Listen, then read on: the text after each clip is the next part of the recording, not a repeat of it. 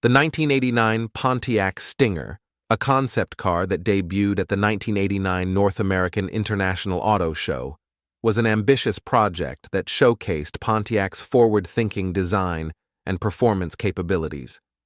The Stinger was a two-seater, open-cockpit sports car with a sleek, futuristic design, inspired by the success of the Pontiac Fiero and the growing popularity of roadsters. Under the hood, the Stinger featured a mid-mounted transverse 2.0-liter turbocharged four-cylinder quad-4 engine, producing an impressive 250 horsepower.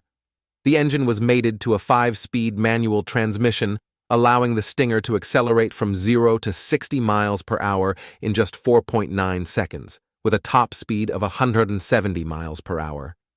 The Stinger also boasted innovative features such as all-wheel drive, four-wheel steering, and a lightweight composite body. Despite its promising design and performance, the Pontiac Stinger never made it to production.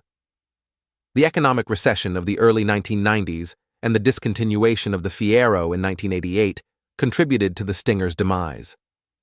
However, the Stinger's influence can be seen in subsequent Pontiac models, such as the Solstice and the fourth-generation Firebird. Today, the 1989 Pontiac Stinger Concept car resides at the General Motors Heritage Center in Sterling Heights, Michigan. It serves as a reminder of Pontiac's innovative spirit and a testament to the brand's commitment to pushing the boundaries of automotive design and performance during its time.